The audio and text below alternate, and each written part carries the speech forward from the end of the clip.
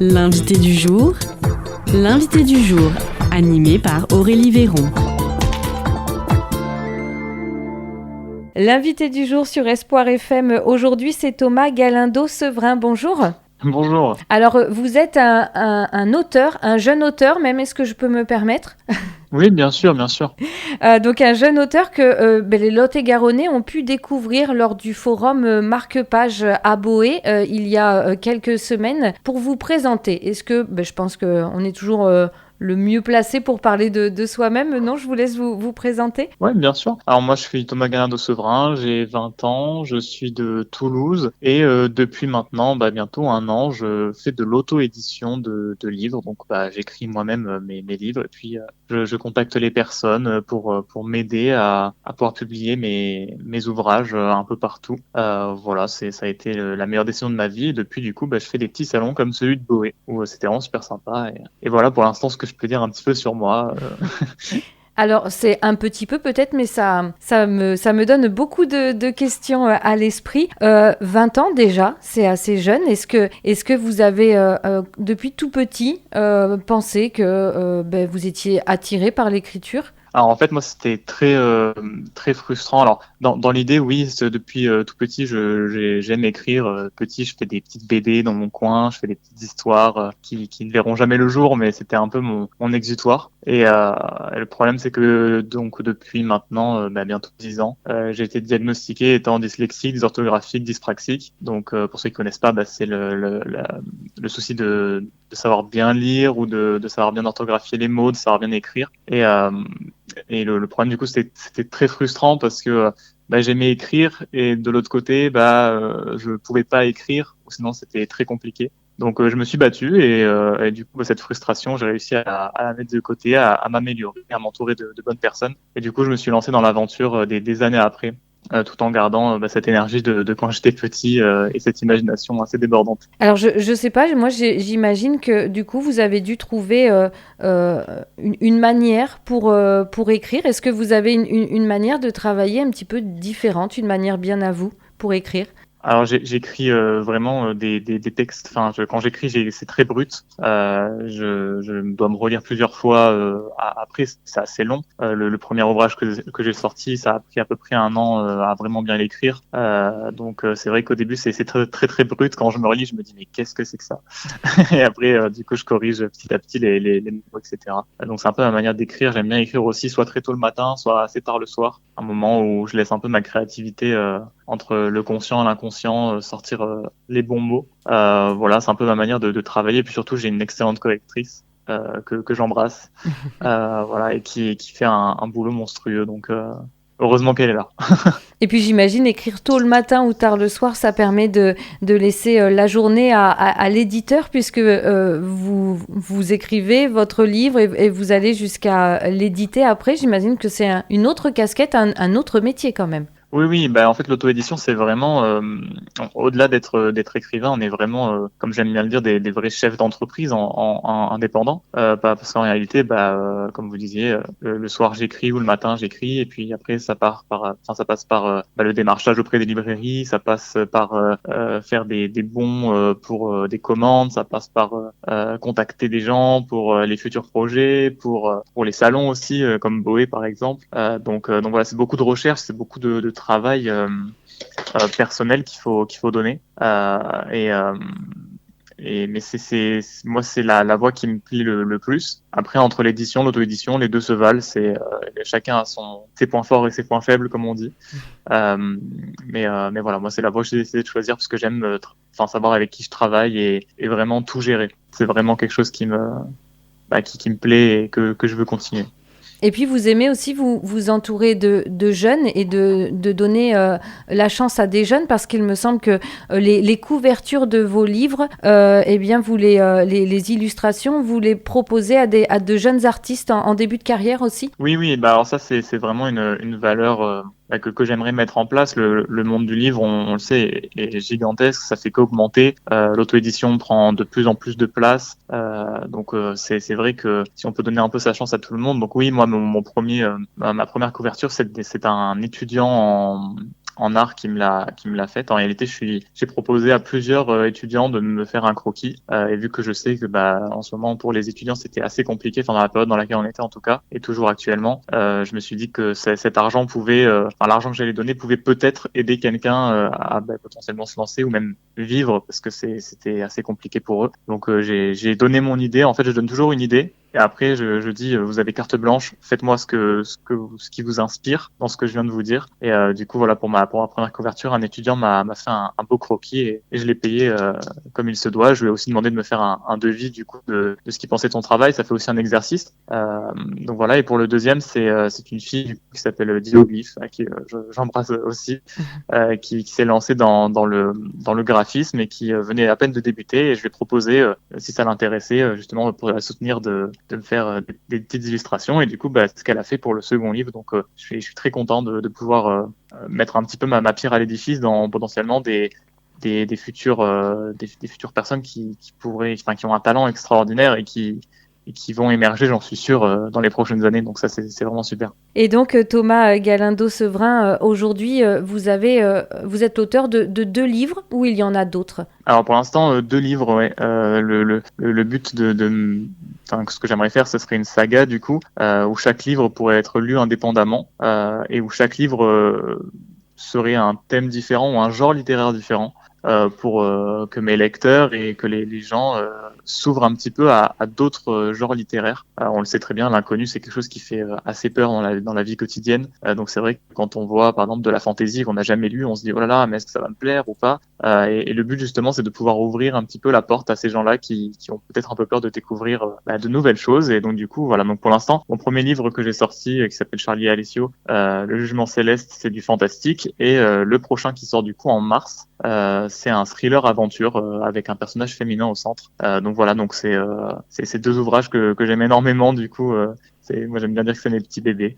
Voilà, et je suis très content de pouvoir bientôt présenter la nouvelle histoire d'Emma.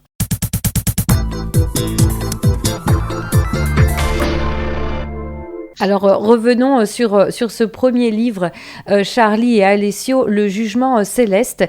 Est-ce que vous pouvez donner envie à nos auditeurs qui nous écoutent de découvrir ce livre? Ouais, bien sûr. Alors, Charlie et Alessio, le Jugement Céleste, ça parle d'une personne qui crée un univers, du coup, avec 2 planètes. Une planète qui s'appelle Avior, où il y a beaucoup de criminalité, beaucoup de guerre, et de l'autre côté, il y a Mérope, où tous les gens sont très intelligents, tout est beau, tout est super. Et du coup, cet homme qui a créé cet univers s'appelle le juge. Et en fait, il décide à la naissance des enfants qui est bon, qui est mauvais. Et un jour, Charlie et Alessio vont naître.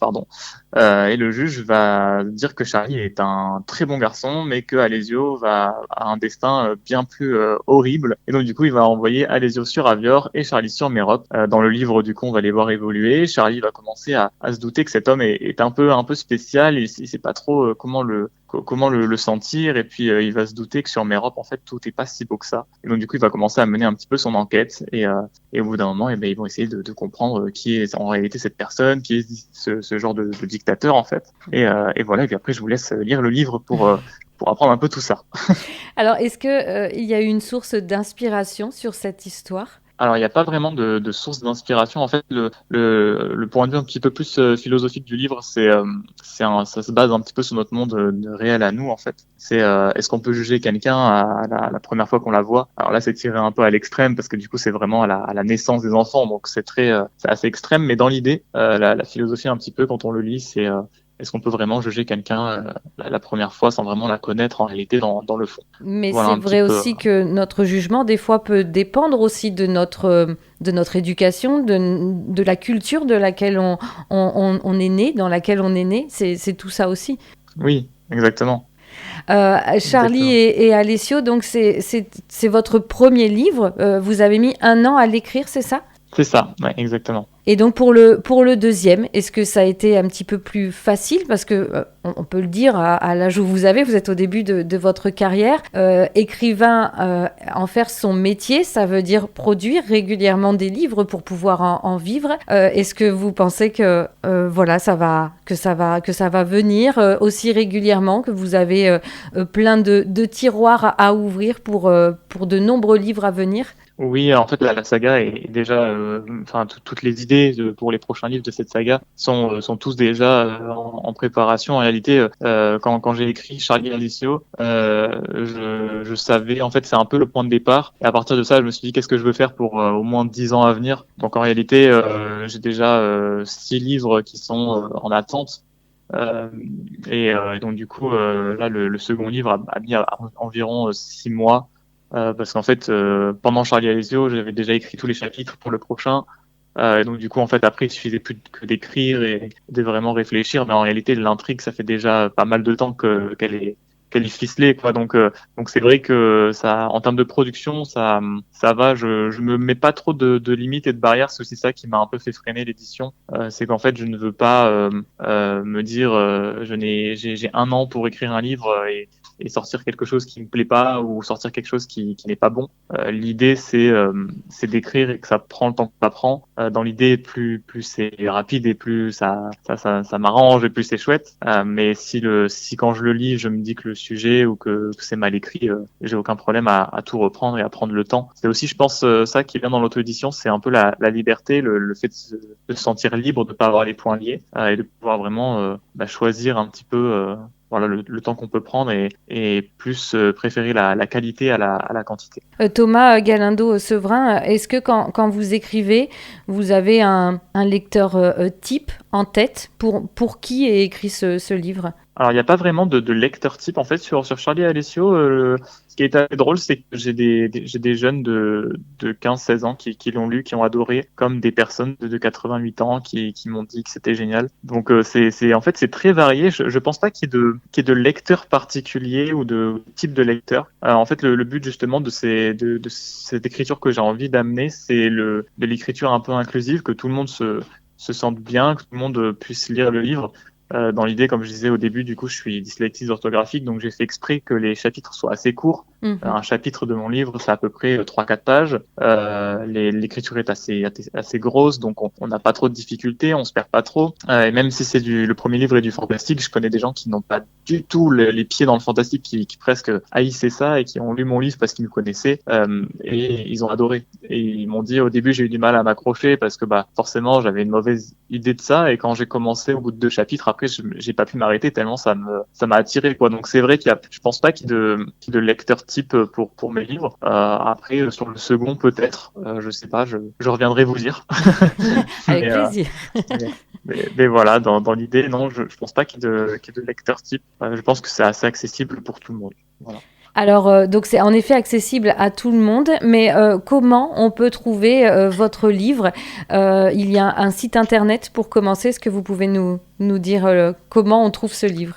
Oui, bien sûr. Alors moi, c'est disponible sur mon site internet à moi, du coup, donc c'est www.thomasgalindosevrin.fr.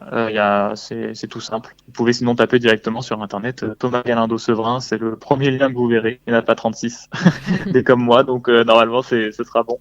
Si jamais, après sinon vous pouvez me retrouver sur Facebook et Instagram. Voilà, Thomas Galindo-Sevrin. Et puis donc, on peut contenter tous les lecteurs, puisqu'on peut commander ce livre et le recevoir en version papier, en version livre, comme depuis très longtemps. Ou bien sûr aussi cette autre version, la version numérique aussi, donc que l'on peut télécharger, c'est ça ? Oui, c'est ça exactement. Je propose les 2 versions. Voilà. Après, les 2 se valent, les 2 sont pareils. Il n'y a pas plus dans l'un que dans l'autre. Donc à vous après de voir ce que vous préférez. Bon, et bien voilà une belle idée de lecture, pourquoi pas, surtout avec ces vacances qui approchent. En tout cas, merci beaucoup Thomas Galindo-Sevrin d'avoir partagé ce petit moment avec nous et avec les auditeurs. Et puis, pourquoi pas se retrouver lors du prochain livre pour une nouvelle discussion, une nouvelle présentation de votre travail. En tout cas, merci beaucoup Thomas Galindo-Sevrin. Merci à vous. C'était l'invité du jour, animé par Aurélie Véron.